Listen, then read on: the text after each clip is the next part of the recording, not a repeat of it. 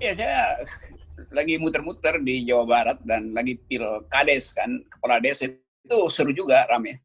Pemilihan, mungkin nanti ada pemilihan lurah gitu.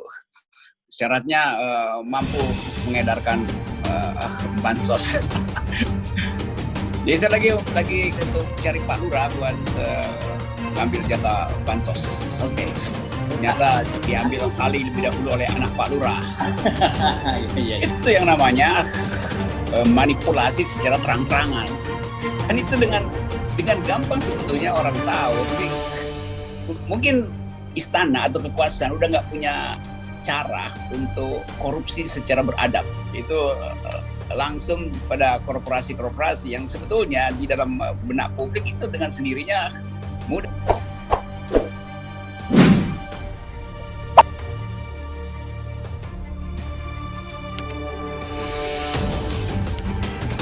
Kasus suap bansos seret Gibran dan Sritex, Rocky Gerung sindir politik dinasti.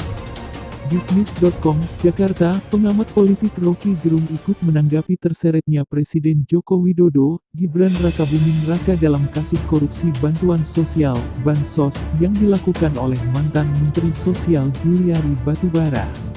Berdasarkan laporan investigasi Tempo, Gibran diduga terlibat di kasus bansos setelah diduga ikut dalam merekomendasikan PT Sritex sebagai pemasok tas kode bak bansos. Rocky menyindir politik dinasti Jokowi yang sudah kehabisan cara untuk melakukan korupsi. Hal ini diungkapkannya melalui unggahan video di kanal YouTube Rocky Gerung Official dengan judul Korupsi Bansos yang Salah Pak Lurah. Pada Senin, tanggal 21 Desember tahun 2020. Mungkin istana udah nggak punya cara untuk korupsi secara beradab langsung pada korporasi. Sebetulnya publik itu dengan sendirinya mudah menimbulkan kecurigaan kemana arahnya kalau lewat Sritex, ujar Rocky Gerung seperti dikutip Bisnis, Senin tanggal 21 Desember tahun 2020. Bukan itu saja, Rocky juga menyebut model korupsi seperti itu merupakan sikap oportunisme yang paling sempurna. Jadi ini bukan lagi soal etik yang nggak bisa ditegakkan, tapi oportunisme dalam bentuk yang paling sempurna untuk membekuk seorang anak, maka lurah lakukan segala macam cara, sambungnya. Tak tanggung-tanggung, ia pun menyinggung soal politik dinasti yang erat kaitannya dengan Presiden Jokowi beserta putra dan menantunya. Gibran tercatat sebagai pemenang Pilkada Solo 2020. Sementara itu, menantu Jokowi, Bobi Nasution unggul dan siap dilantik sebagai wali kota Medan. Ini semua karena ambisi. Ambisi itu tidak bisa dihalangi, ambisi untuk dinasti hari ini tidak dipastikan, maka 2024 sebuah dinasti akan lenyap jelasnya. Menurutnya, keangkuhan dan ketamakan kemudian bersatu sehingga memunculkan korupsi dana bansos COVID-19. Rocky juga menyebut cover majalah Tempo telah sempurna dalam menggambarkan keangkuhan, ketamakan, hingga kerakusan politik yang terjadi di Indonesia saat ini. Saya usulkan supaya cover itu dijadikan kaos, katanya. Dia mengatakan pada dekade 90-an grup lawak Warkop DKI sering menyindir pemerintah menggunakan cara-cara yang tidak biasa.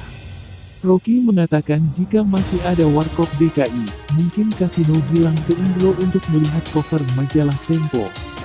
Rocky membayangkan Indro akan memberi saran agar menjadikan kaos sehingga bisa diingat terus oleh masyarakat.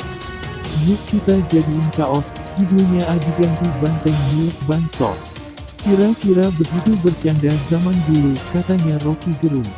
Nama PT Sri Rejeki Isman atau Sritex tiba-tiba menjadi buah bibir masyarakat. Perusahaan berkode emiten SRIL itu dikait-kaitkan dengan perkara pengadaan bantuan sosial, bansos, yang menjerat Menteri Sosial, Mensos Juliari Batubara.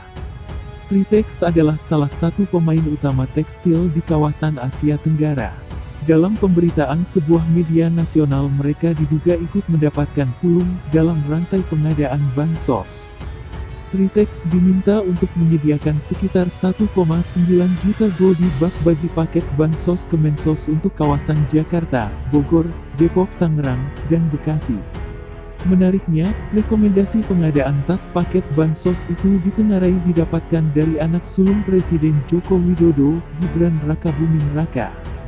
Gibran sendiri adalah calon wali kota Solo terpilih yang meraup suara lebih dari 80% pada Pilkada 2020 lalu.